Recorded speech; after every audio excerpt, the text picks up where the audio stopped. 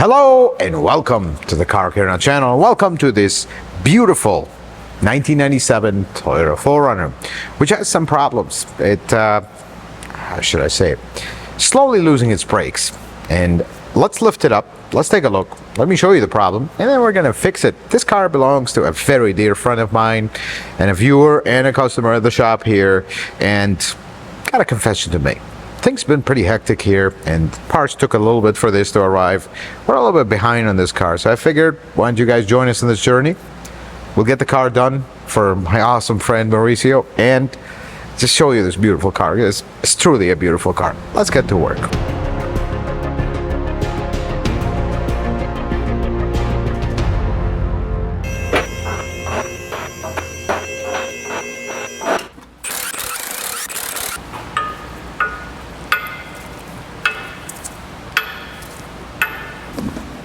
So here's what's going on with this car. The brakes lock up. This particular one, like you parking brake is off, you come the next day, you want to reverse, you want to drive, it's locked up. Eventually this one frees up. So let's pull the drum here. If it wants to come out. Yes. I want you to notice the first problem. So you notice this? There's liquid. These are saturated. You see how they're like completely saturated with liquid? So it's like you see it here. What happens with the shoes here, when they get saturated with fluid, they swell and they lock up every time. Now, two sources of fluids we have here. Either the axle seal or the wheel cylinder. Let's look at the axle seal here. So you can kind of look at it here. It's completely dry at the bottom. Usually you see like gear oil all over this area and all over at the bottom. Well, I see nothing. Watch this.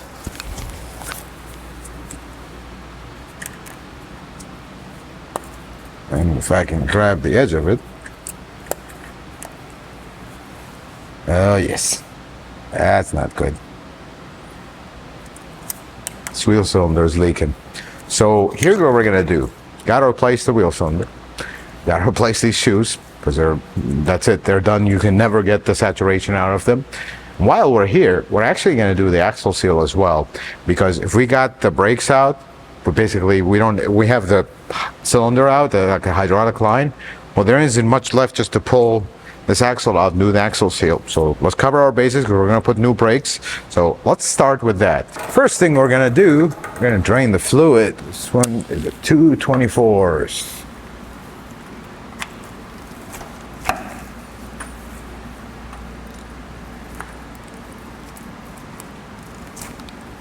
Oh, that's not good. There it is. Let's see how the fluid looks here. I mean, usually when I see gaskets that look like this, see that gasket? This fluid's been here for a while, so this car doesn't have a lot of miles.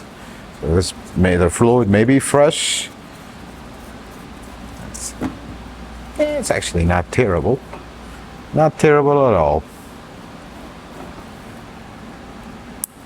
The other gasket. This has a magnet and usually collects all kinds of sediment on it. So we're gonna give it a little bit of clean. That looks much better. New gasket. Now we're ready to go. Always the magnet one is whenever, some of them do, some of them don't. In the particular case of Toyota trucks, the rear ones will always have a magnet. Always is the drain plug, not the fill plug. That's good. While we're here, this is the vent for the differential right here. See how it moves? Always make sure that moves whenever you do anything with the diff, because that could also build pressure here and blow the seals out. I'm just going to install this temporarily so we won't lose it. And now I think we're ready to just dive in. We're going to clamp our brake hose here. You see how you have one brake hose on this car that's split into two?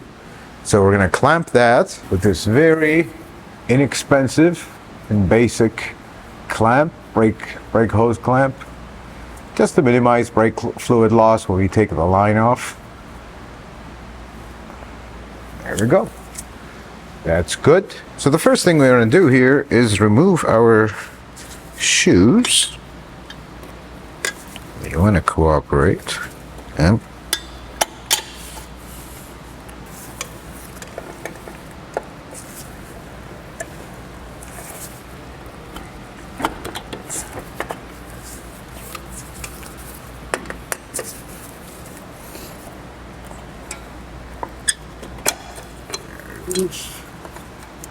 let's leave that there. Take this shoe off.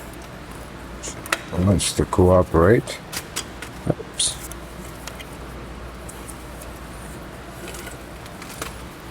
I'm thinking we may need new hardware. Let's pull that. Here's this shoe. Jose was just asking what this is. This is the shoe material coming apart from being saturated with brake fluid. It just swells it when you get brake fluid here. Now the other side.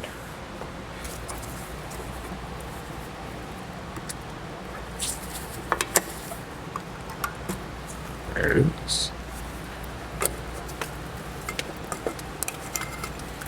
Yeah, this pin is not long for this world. I got new ones. Always replace these whenever you do a brake for your drums. This cable. Oh. Let me get this spring out of the way. Adjuster. Very nice. See if this guy wants to cooperate. There we go. So this is the parking brake lever. I'm gonna leave it here so we'll copy it to the new ones. Now that we got this far, let's figure out there's that little cable. Let's figure out this problem, because I hope these come apart and we can push that.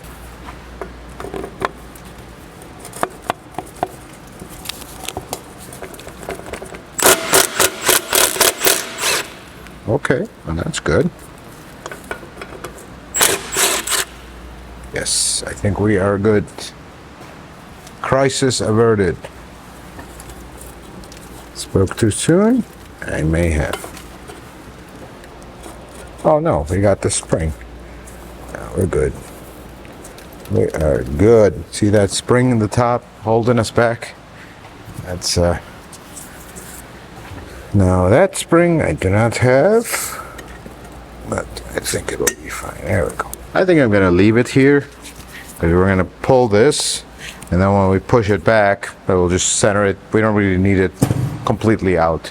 Now we're gonna take the line out of the wheel cylinder. So this looks like a slightly rusty 10. Let's disconnect this line.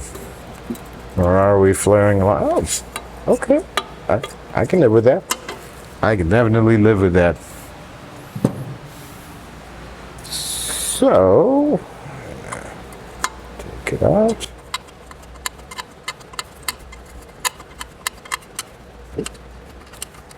Yeah, that's out. Now we got two 10s here.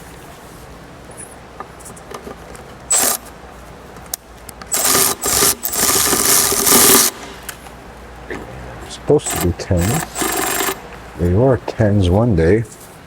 No longer. Let's negotiate.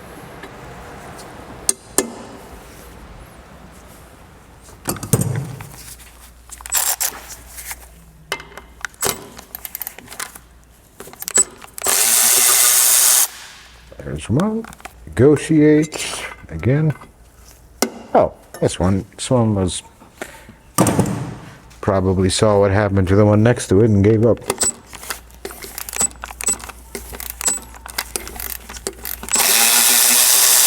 There we go. So now, oh, hello, I forgot that part. Don't squeeze it, because it'll just do this part. It'll do that. So now I have brake fluid all the way over the shop. That was an amateur move. How about that? Now that we got this far, technically we could clean this start putting our brakes and we're done. But we're gonna go further into the axle seal. So we gotta watch for two things. First one is this disaster. Actually, this disaster can stay. I like that. This ABS sensor. I don't think that needs to come out. We're gonna take these nuts and we're gonna find out. What you guys say? These are. Ooh. These are very, very tight.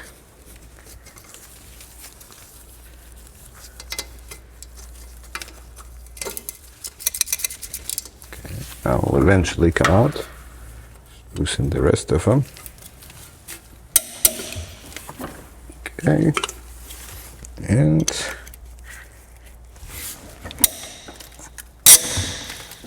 ooh.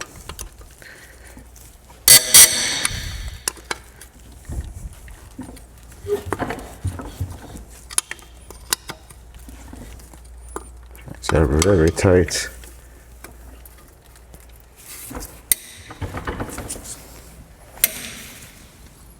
Okay, one way forward. Three, and the last one, I don't think I can get to it, but we're gonna try. We get a tiny little extension. Should work. Yep, it's going. I'm just gonna fight us a little bit. We tried.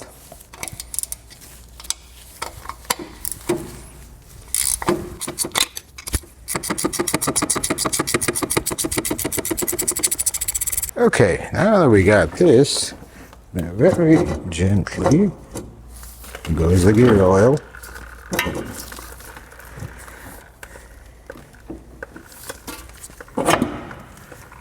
Are we forgetting anything? No. Yeah, we should be good. Sensor should be good because I see the tone ring coming out. I'll show you that in a second. We're hanging up here. Oh, that's what we're hanging up on. Another spring. Forgot these had two.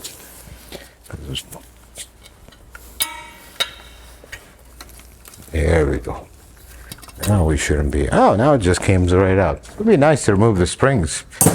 There are things to come out without problems.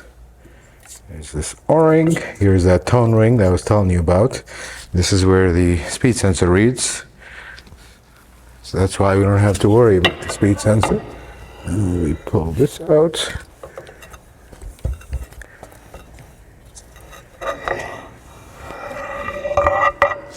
There it goes. That's one axle. That O-ring just keeps the dust away from this area. So here's your sensor. That's what I was telling you about. Here's the speed sensor. This has these, okay, it has a lot of debris. That debris doesn't affect its operation, of course, but we're here. Might as well give it a wipe. That sensor reads off of this right here. Count how many ups and downs, creates a different signal, and that's what the computer translates into a speed signal. So, haven't gotten here. Here's the axle seal. So we're gonna pull this axle seal. I think this one goes flush with the top. It's always best to see. Now nobody's been here. This is the first time anybody's been here, so this is gonna go flush with this edge. I'm wondering if we pull this seal, I think it'll interfere with this sensor. I think we should be okay. So let me pull that seal and see what happens. So let's try this seal puller. The other seal puller, I don't know where it is. I think we were working with it somewhere. Let's try this. Now, I just want to say one thing. It's hailing outside. It's nothing big. I bought the seal puller a long time ago, and I have not successfully pulled one seal with it. So we're gonna give it another chance. Oh. Wow, it actually works. That seal puller actually works. I'm very surprised. So this looks like a seal that's just gonna drive it till the bottom's out, and we're done. As simple as that. Can't be simpler than that. Everything is clean here. We don't really need to start cleaning anything. There's no rust, no nothing here. Nothing enters here. So we should be good. Get the seal. There's a new seal.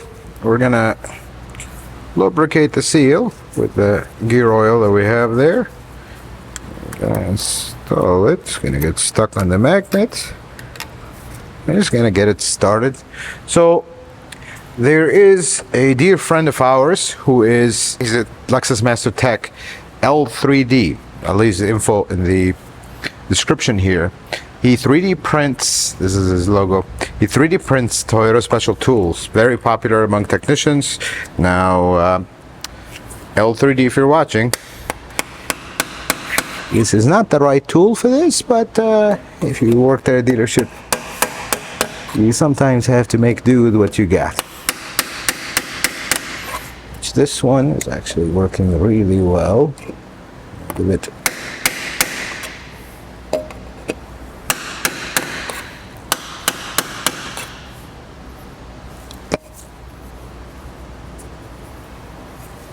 Just a little bit on this side. So much better. I like that. That's installed. That looks great. So working at a dealership, you know, you think they have every single special tool, but here's the problem. So does 20, 30, 40 plus other technicians. So usually at a dealership, special tools, they're a maybe. Sometimes you just have to improvise. Now we're going to install this O-ring right here. This just keeps the dust from this area. Then we'll reinstall our axle.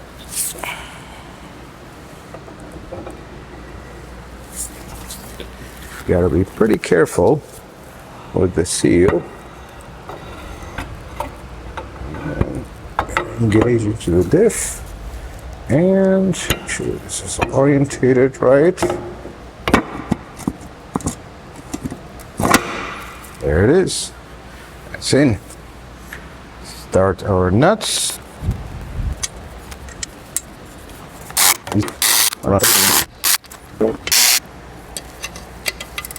Why are you fighting us? Oh, it's actually going. Let's see.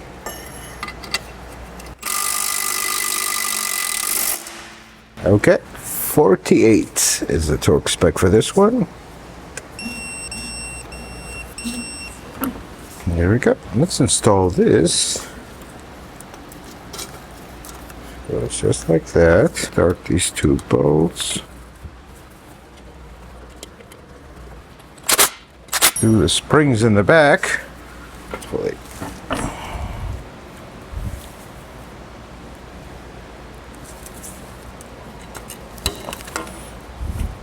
That looks, yeah, that looks right. It kind of looks weird. I can't see anything. Almost. Come on. There. There it is.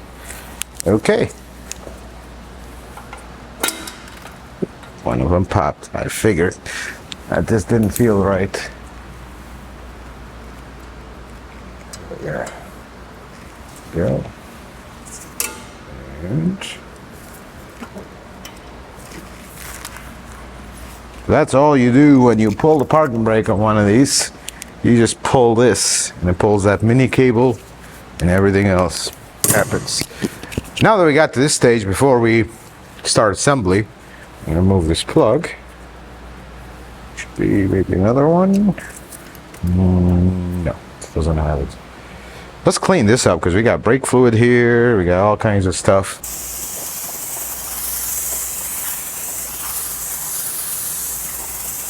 All right. Let's give it a wipe. See where we're at.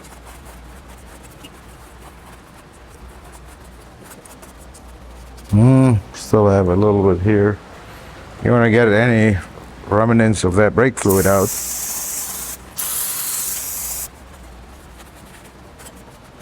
I think we got it.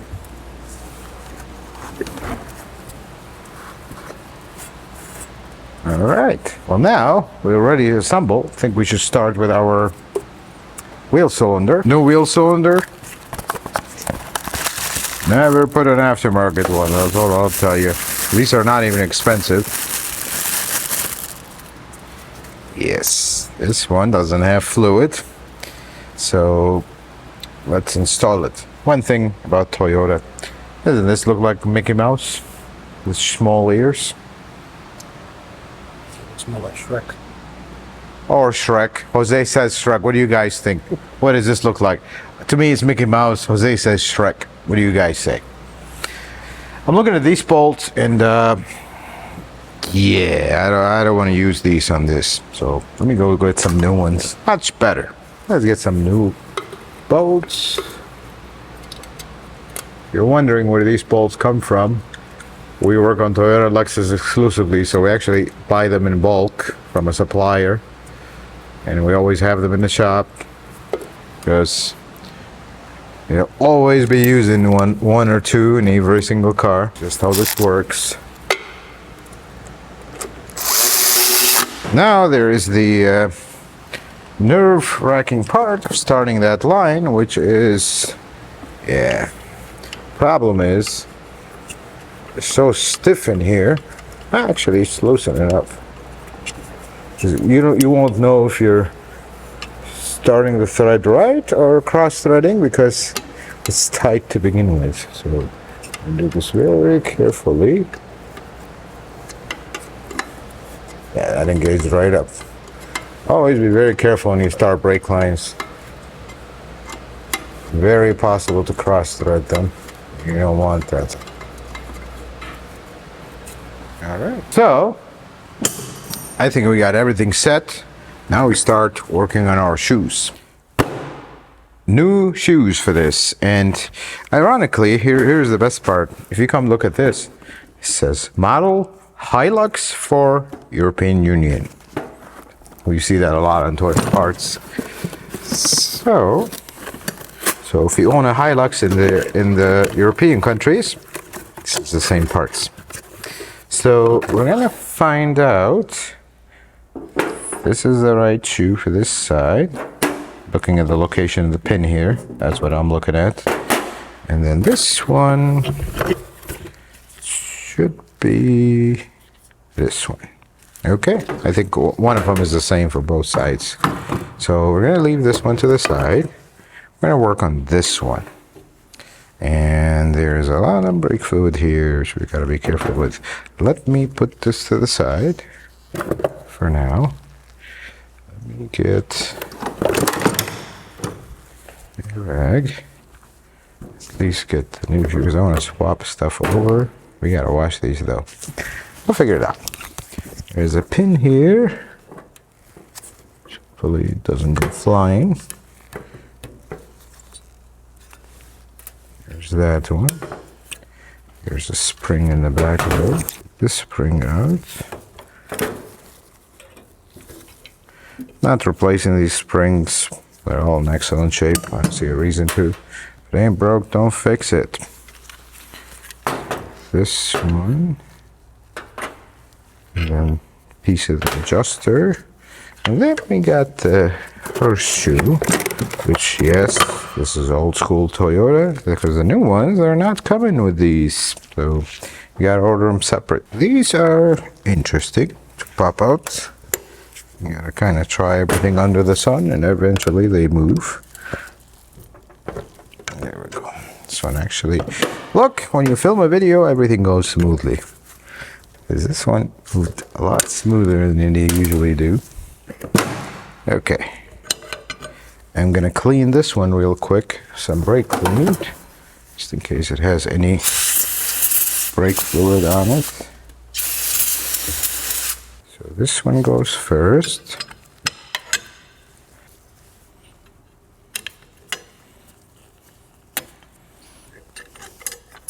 Before we get all excited,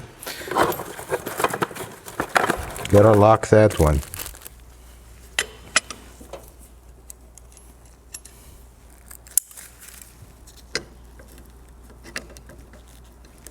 Come on.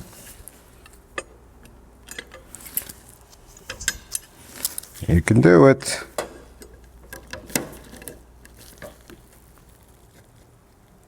There we go. It's good now. Now we can install this one. This one. Clean is good. This one is going to go here. And this sits on top of it. I'm going to put the spring in the back first. Spring goes, no, goes right here. There we go.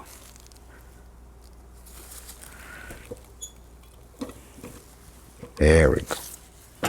That's much better. Except this one just popped out. Install this clip. Now I can't pick up.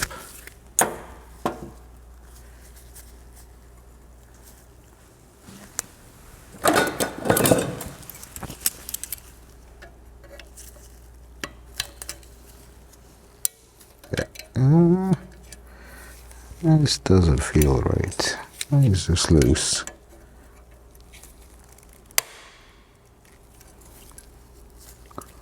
Well, I guess it's locked. That ain't going nowhere. We're good. This side is done. I'm gonna give these a quick clean, and then I think we're ready for installation. Got everything cleaned. Got some new hardware. Let's open it, see what we got. We have 4 pins. We only need 2 for now, 2 for the other side.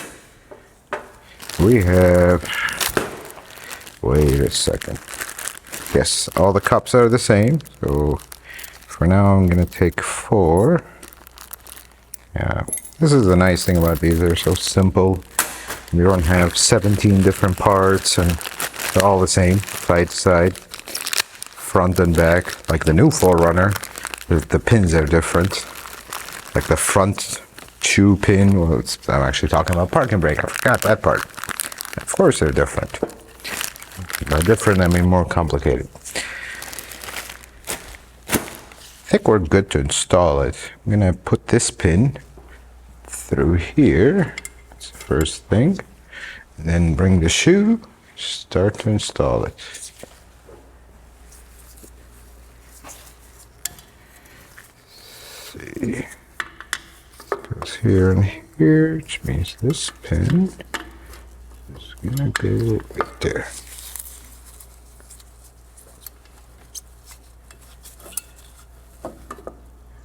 You're gonna stay. Oops, there it goes. I knew it was not gonna stay.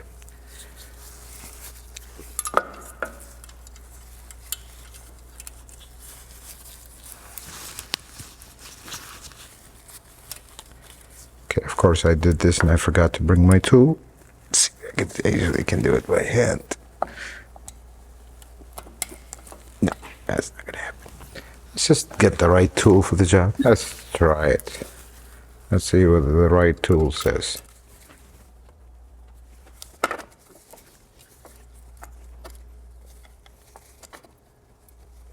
Okay. And this one is on. Now we assemble the rest. We have our adjuster. I already backed it out. So this is how you adjust drum brakes. As they wear down, you open this. But I'm going to adjust it all the way down so you can properly adjust it. And starting from 0, you would.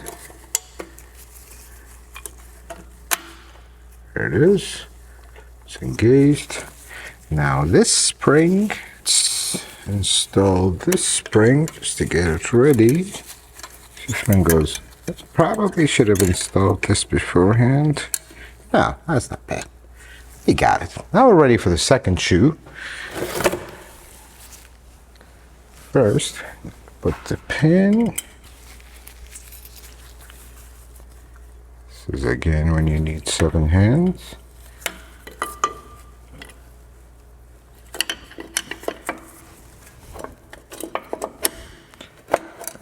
go. I just dropped the hardware piece. You know what? I have an idea. Just stay. I have an idea. Let's see if it works. We're gonna ignore the spring. I'm gonna put this big spring, and that I think should hold it. Should. Heavy emphasis on the word should.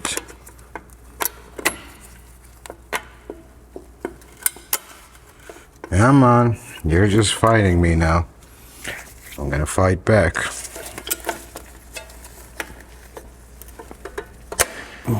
There we go. So our theory works-ish. There we go.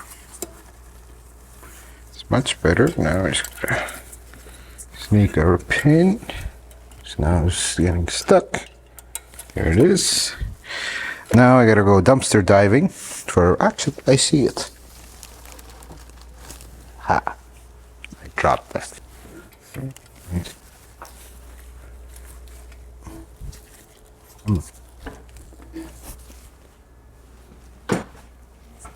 Hopefully I can do this, because that should have gone first. That's okay. Let me clean this. Let's see, what kind of problem did we have here?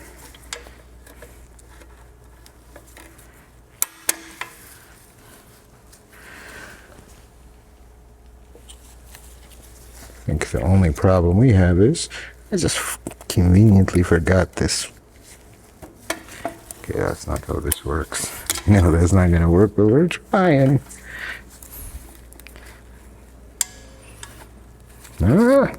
Close. Maybe. Yep, that works. Good. Except, yeah, there we go. That's better. Now it's gonna work. Yes. Okay, we got it. Don't try not to forget that, but we got it. Now the last part I gotta clean is this bottom spring.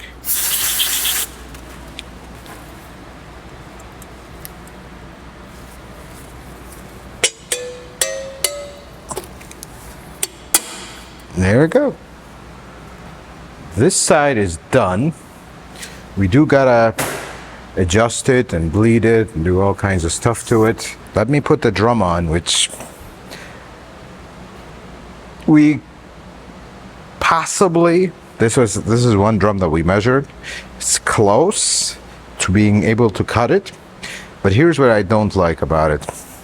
First, it's rusty. That we can live with. There's this, I mean, you probably can't see, well, you have to feel them. There's these deep grooves in this, just from age and from the brake fluid being on these shoes. I don't think I have enough space to cut these. And after talking to the customer, he's like, this is my baby, my child, this car. I don't blame him, it's a beautiful car.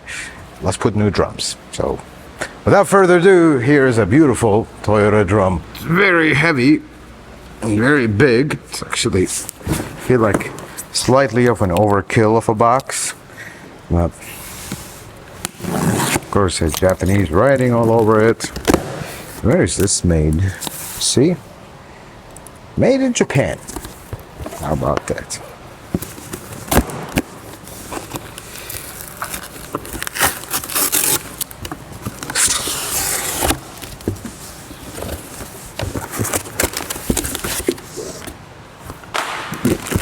There we go. That's a new Toyota drum. New Toyota drums, just like their rotors. They come pre-cleaned. We're gonna have to clean them.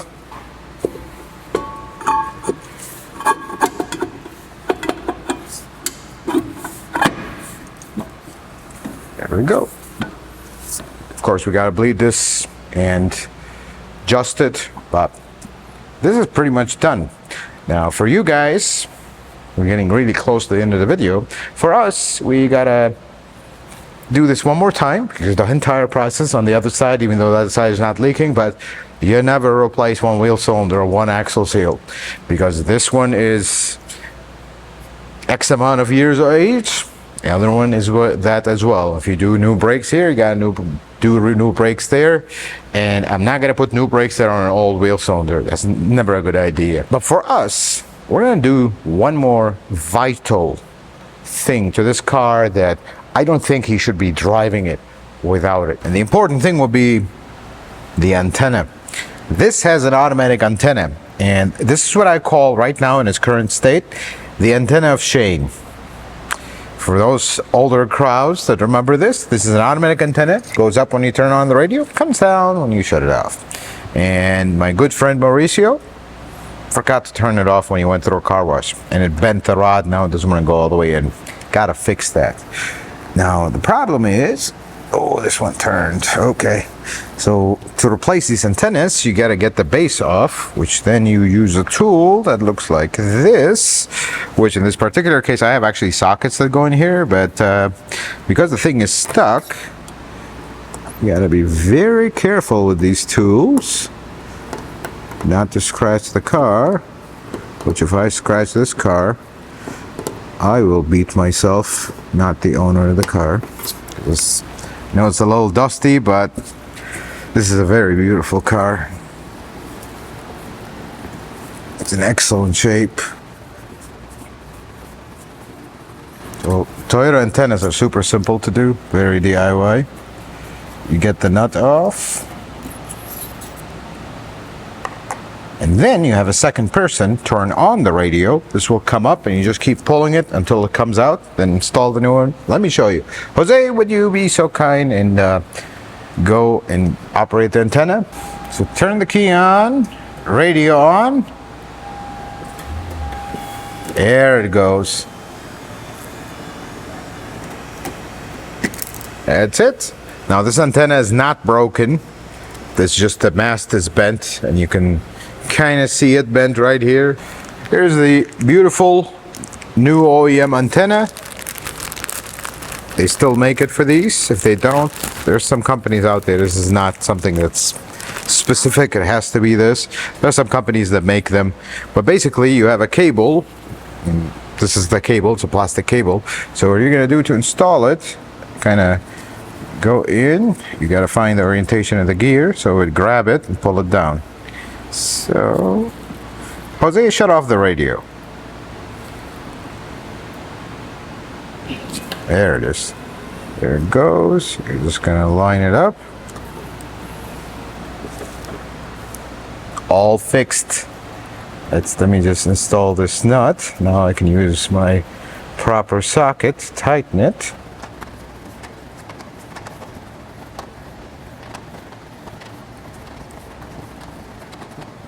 All right, Jose, operate the antenna.